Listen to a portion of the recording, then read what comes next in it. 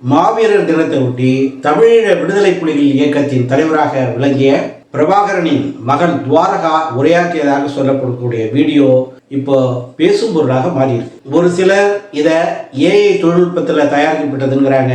தமிழீழ விடுதலை ஆதரவாளர்கள் பலரும் என்ன சொல்றாங்கன்னா, மாவீரர் தின உரையை நிகழ்த்தினது பிரபாகரனின் மகள் தான் அப்படின்னு உறுதிப்பட சொல்லிட்டு இருக்காங்க. இந்த சூழல்ல அது தொடர்பாக பரவி வரும் தகவல்கள், அந்த வீடியோவில் இடம்பெற்றிருக்கக்கூடிய எழுச்சி உரை என்ன, இதனால ஏற்படக்கூடிய தாக்கம் என்ன அப்படிங்கிறத பற்றி தான் இப்போ நம்ம பார்க்க போறோம்.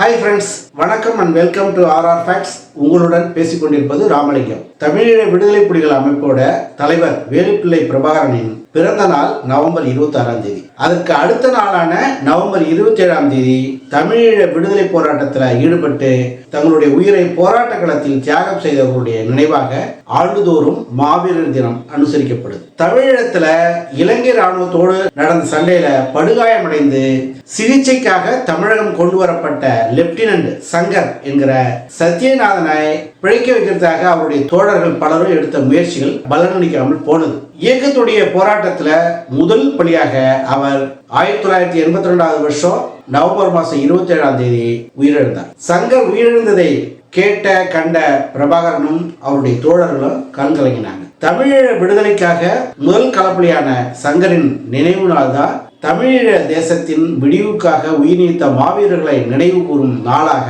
1989 முதல் அனுசரிக்கப்படுது. மாவீரர் தினத்தின் முதலாம் ஆண்டு உரையில பிரபாகரன் பேசும்போது, எமது இயக்கத்தில் வீரச்சாவு அடைந்த தலைவர்களில் இருந்து சாதாரண உறுப்பினர் வரை போராடி உயிர் நீத்த எல்லோரையுமே சமமாக கருதுகிறோம். இயக்கத்தில் இதுவரை 1307 போராளிகள் உயிர்த்தியாகம் செய்திருக்கிறார்கள். எங்களது விடுதலை போராளிகளில் முதலாவதாக வீரச்சாவு அடைந்த சங்கரின் நினைவு தினமான இன்று அந்த மாவீரர் நாளை நாங்கள் பிரகடனப்படுத்தியுள்ளோம் என்று குறிப்பிட்டார். 1989 மாவீரர் நாளை தொடங்கி வைத்த பிரபாகரன் ஆண்டுதோறும் நவம்பர் 27 தொடர்ந்து உரையாற்றிட்டு வந்துட்டு இருந்தாரு. இந்த உரை 2008 வரைக்கும் நீடிச்சது. அதாவது 20 ஆண்டுகள் தொடர்ந்து வந்துட்டு இருந்தது. 2009 வருஷத்துல நடந்த முள்ளிவாய்க்கால் இறுதிக்கட்ட போர்ல பிரபாகரன் உள்ளிட்ட அவங்களுடைய குடும்பத்தினர் எல்லோரும் கொல்லப்பட்டதாக சிங்கள இராணுவத்தால் தொடர்ந்து சொல்லப்பட்டு வருகிறது.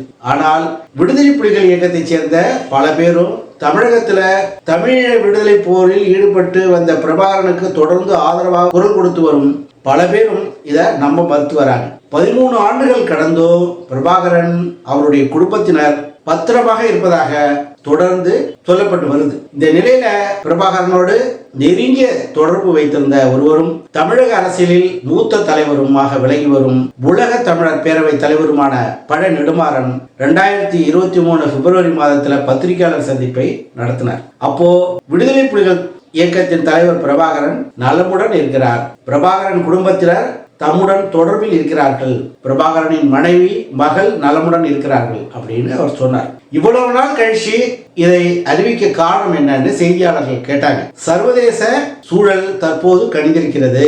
எந்த சிங்கள மக்கள் ஆட்சி மஹிந்த ராஜபக்சேவை பீடத்தில் உட்கார வைத்தார்களோ அதே சிங்கள இன மக்கள் அவருக்கு எதிராக கொதித்தெழுந்து போராடி அவருடைய ஆட்சியை வீழ்த்தி இருக்கிறார்கள். சிங்கள மக்களுக்கு இப்போதுதான் உண்மைகள் புரிய தொடங்கி இருக்கிறது. இதைவிட நல்ல சூழல் என்ன இருக்க முடியும் அப்படின்னு பதில் சொன்னார். நெடுமாறனின் இந்த தகவல் தமிழீழ ஆதரவாளர்களுக்கும் மாவீரன் பிரபாகரனின் ஆதரவாளர்களுக்கும் இன்ப அதிர்ச்சியாகவே இருந்தது. ஆனால் இலங்கை ராணுவம் இந்த தகவலையும் மறுத்தது. பிரபாகரன் கொல்லப்பட்டதற்கான ஆதாரங்கள் தங்களிடம் இருப்பதாகவும் அப்போது சொன்னது. இந்த நிலையில இவ்வாண்டு நவம்பர் 27 மாவீரர் தினத்தையொட்டி பிரபாகரனின் மகள் துவாரகா பேசுவார் அப்படின்னு முன்கூட்டியே அறிவிக்கப்பட்டிருந்தது. அதன்படி குறிப்பிட்ட நேரத்தில் பிரபாகரனின் மகள் துவாரகா பேசியதாக சொல்லப்படும் மாவீரர் நாள் உரை ஒளிபரப்பானது.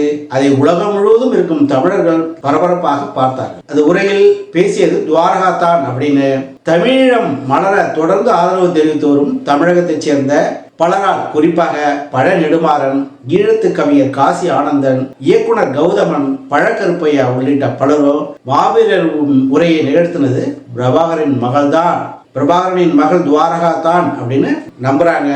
அந்த உரையின் ஒரு பகுதி தான் இது. இப்படி ஒரு சந்தர்ப்பம் எனது வாழ்நாளில் ஏற்படும் என்று நான் நினைத்திருக்கவில்லை. எத்தனையோ ஆபத்துகள், நெருக்கடிகள், சவால்கள், துரோகங்களை கடந்தே இன்று உங்கள் முன் நான் வெளிப்படுகின்றேன்.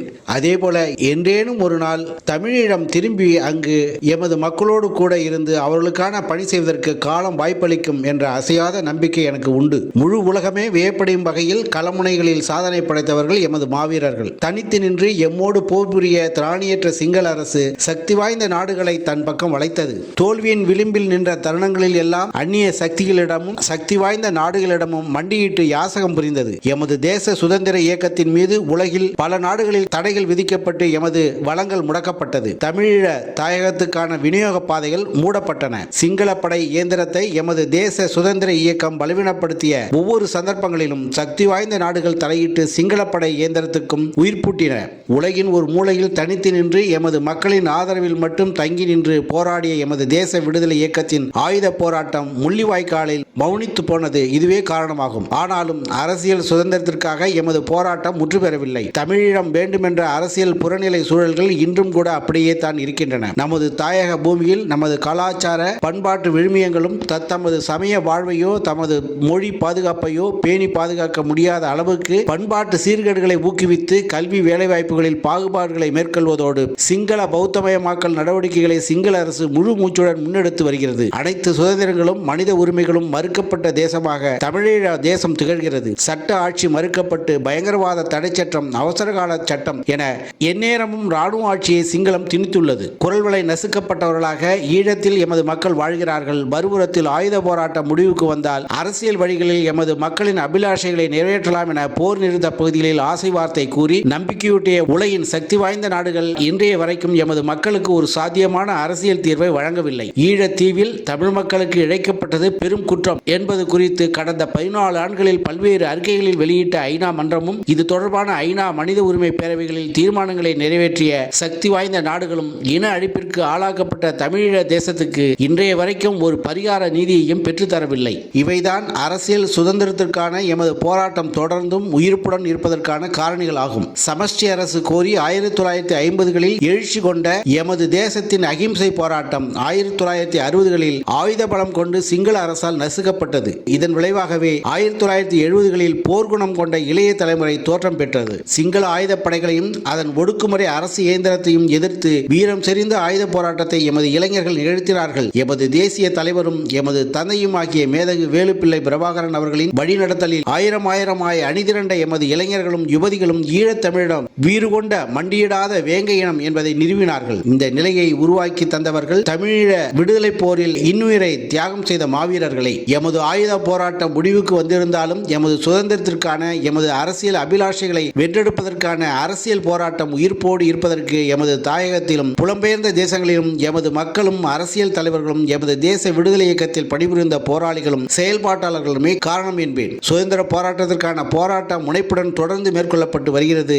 இவ்வாறான யதார்த்த சூழலில் மக்கள் என்றும் புலிகள் என்றும் ஈழத்தமிழர்களை வேறுபடுத்தி பார்ப்பது அர்த்தமற்றது. மக்களே புலிகளாகவும் புலிகளே மக்களாகவும் விளங்கும் யதார்த்தம் எமது போராட்டத்தின் பரிமாணம் ஆகும். ஆனாலும் எமது அரசியல் போராட்டத்தை மேலும் வினைத்திறனுடன் முன்னெடுத்து எமது அரசியல் உரிமைகளை வென்றெடுக்க வேண்டியவர்களாக நாங்கள் இருக்கின்றோம். கட்சி பேதங்கள், அமைப்புகளுக்கு இடையே நிலவும் வேறுபாடுகளை கடந்து தமிழீழ தேசத்தின் அரசியல் அபிலாஷைகளை வென்றெடுப்பதற்காகவும் இன அழிப்பிற்கு ஆளாக்கப்பட்ட எமது உறவுகளுக்கு நீதி கிட்டுவதற்காகவும் ஒற்றுமையோடும் வினைத்திறனோடும் பயணிக்கக்கூடிய கடற்பாடு தாயகத்திலும் புலம்பெயர் தேசங்களிலும் வாழும் ஒவ்வொரு ஈழத்தமிழர்களுக்கும் உண்டு. கருத்து வேறுபாடுகள் எமக்கிடையே நிலவலாம். ஆனாலும் வேற்றுமையிலும் ஒற்றுமை என்பதே தேசத்தின் அரசியல் உரிமைகள் என்று வரும்போது ஒரே கோட்டின் கீழ் பயணிக்க வேண்டியவர்களாக நாம் எல்லோரும் இருக்கின்றோம். அதே நேரத்தில் தாயகத்தில் வறுமை கோட்டின் கீழ் வாழும் எமது மக்கள் கடந்த காலங்களில் தம்மை அர்ப்பணித்து போராடிய எம் முன்னாள் போராளிகளின் வாழ்வாதாரத்தை கட்டியெழுப்பி அவர்களின் வாழ்வாதாரத்தை மேம்படுத்த வேண்டிய கடற்பாட்டை கொண்டவர்களாக எமது தேசத்தின் வளம் கொண்ட தரப்பினர் இருக்கின்றார்கள். குறிப்பாக புலம்பெயர் தேசங்களில் வாழும் ஈழத்தமிழர்களுக்கு உண்டு. வறுமை கோட்டின் கீழ் வாழும் எம் இன உறவுகள் அனைவரையும் பொறுப்பேற்று உதவி புரிந்தால் அந்நியர்களிடம் எமது தேசம் கையேந்தி நிற்கும் நிலை ஏற்படாது. இத்தனை ஆண்டுகளாக எமக்காக தொடர்ச்சியாக குரல் எழுப்பி பக்கபலமாக திகழும் தாய் தமிழக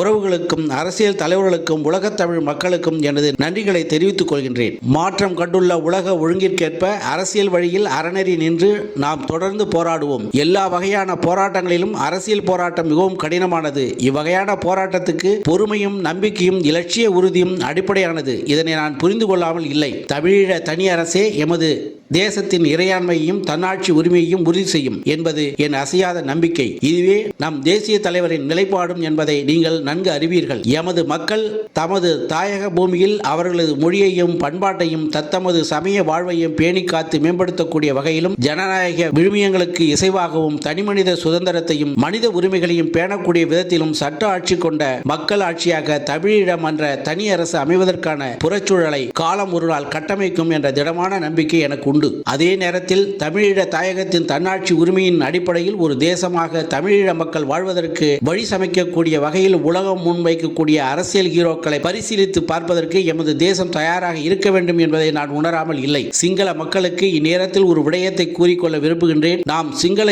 மக்களுக்கு என்றுமே எதிரானவர்கள் அல்ல. நீங்கள் எங்களுக்கு எதிரிகளும் அல்ல. சிங்கள மக்களுக்கு எதிராக நாம் செயல்பட்டதும் இல்லை என்பதை நீங்கள் அறிவீர்கள். சிங்கள வெறிகொண்ட அரசு இயந்திரத்தினாலும் சுயநலம் கொண்ட சிங்கள அரசியல்வாதிகளாலும் திட்டமிட்ட வகையில் பொய்யான கருத்துக்கள் விதைக்கப்பட்டு அப்பாவி சிங்கள மக்கள் தமிழ் மக்களுக்கு எதிரானவர்களாக தூண்டிவிடப்பட்டார்கள் என்பதையும் நான் அறிவேன். எமது பாதைகள் மாறலாம், ஆனால் ஒருபோதும் எமது இலட்சியம் மாறப்போவதில்லை என்பதுதான் இந்த உரை. இந்த வீடியோ ஏஐ தொழில்நுட்பத்தில் உருவாக்கப்பட்ட ஒன்று என்றும் இந்திய உளவுத்துறை திட்டமிட்டு இப்படி ஒரு உரையை வெளிப்படுத்தி அதன் தாக்கத்தை தெரிந்து கொள்ள விரும்புகிறது அப்படின்னும் சிலரால சொல்லப்படுது. மாவீரர் உரையில பேசினவர் உலக நாடுகளில் வசிக்கும் ஈழத்தமிழர்கள் அங்குள்ள ஏழ்மையான மக்களுக்கு உதவி புரியணும்னு சொல்லியிருக்கிறது சிங்கள அரசாங்கத்தின் சதி வேலையாக இருக்கலாம் அப்படின்னும் ஒரு தரப்புல சொல்லப்படுது. இந்த விவகாரத்துல உள்ள நாம நுழையிறதுக்கு துப்பறிவாளரும் இல்லை, ஆராய்ச்சியாளரும் இல்லை. ஆனா ஒருவேளை பிரபாகரனின் மகள் உயிரோடு இருந்தால் அது மகிழ்ச்சிக்குரிய விஷயம்தான். அதே நேரத்தில் அவர்தான் பிரபாகரன் சார்பாக உரை நிகழ்த்தி இருந்தால் அதுவும் இரட்டிப்பு மகிழ்ச்சிக்குரிய விஷயம்தான். காரணம், எமது ஆயுத போராட்டம் முடிவுக்கு வந்திருந்தாலும் எமது சுதந்திரத்திற்கான எமது அரசியல் அபிலாஷைகளை வென்றெடுப்பதற்கான அரசியல் போராட்டம் உயிர்ப்போடு இருப்பதற்கு எமது தாயகத்திலும் புலம்பெயர் தேசங்களிலும் எமது மக்களும் அரசியல் தலைவர்களும் எமது தேச விடுதலை இயக்கத்தில் பணிபுரிந்த போராளிகளும் செயல்பாட்டாளர்களுமே காரணம் என்பேன். சுதந்திரத்திற்கான போராட்டம் முனைப்புடன் தொடர்ந்து மேற்கொள்ளப்பட்டு வருகிறது அப்படின்னு குறிப்பிட்டிருக்கிறது. எதிர்கால தமிழீழ விடுதலைக்கான சிறந்த நோக்கமாக தமிழீழ விடுதலை புலிகள் எடுத்திருப்பதற்கான மற்றொரு வாய்ப்பாகவும் பார்க்கலாம். அந்த மாவீரர் உரை மிகுந்த எச்சரிக்கை உணர்வோட பிரபாகரன் உயிரோடு இருக்கிறாரா இல்லையா அப்படிங்கிறத யூகிக்க முடியாத அளவுக்கு தயாரிக்கப்பட்டிருக்கிறதையும் மறுப்பதற்கே இல்லை. கடந்த சில மாதங்களாகவே பிரபாகரனின் மனைவி, மகள் இவங்கெல்லாம் உயிரோடு இருக்காங்க. வெளிநாடு ஒன்றில் எலும்பு முறிவு மருத்துவத்தை அவருடைய மகள் துவாரகா படித்திருக்காரு அப்படின்னு சொல்லப்பட்டு வரக்கூடிய சூழல்ல இதனுடைய உண்மை நிலையை அறிந்து கொள்வதற்காக ரா போன்ற அமைப்புகள் ஒரு போலியான வீடியோவை ஏஐ தொழில்நுட்பத்தை பயன்படுத்தி உருவாக்கி இருக்கலாமோ அப்படிங்கிற சந்தேகம் கூட சில பேரால் எழுப்பப்படுது. இப்போதைக்கு இப்படி ஒரு சந்தேகம் எழுப்பப்படுவது இயல்பான ஒன்றாகத்தான் இருக்கு. அதே வேளையில அந்த வீடியோ ஏஐ தொழில்நுட்பமாக இருந்தால் இந்த ஒரு மாவீரர் தின உரையோடு நின்று போயிடும். நிஜ உரையாக இருந்தால், நிஜ முகமாக இருக்குமானால் அந்த குரல் தமிழீழ விடுதலைக்காக தொடர்ந்து ஒலிக்கும் குரலாக மாறும் அப்படிங்கிறதுலயும் சந்தேகமே இல்லை. எது எப்படி இருந்தாலும் மாவீரர் நாள்ல வெளிவந்த ஒரு பெண்ணின் உரை பிரபாகரனின் மகள் துவாராவா முறையாக பார்க்கப்படல, அது மாவீரன் பிரபாகரனின் முறையாகத்தான் பார்க்கப்பட்டு விமர்சிக்கப்பட்டு வருது. இதுவே மாவீரன் பிரபாகரனின் லட்சியம் என்னைக்கும் நீர் பூத்த நெருப்பாகவே தமிழீழம் அமையும் வரைக்கும் இருக்கும் என்பதற்கான ஒரு சாட்சியாக அமைஞ்சிருக்கு. வாங்க நாம அடுத்த ஒரு வீடியோவில் சந்திக்கலாம்.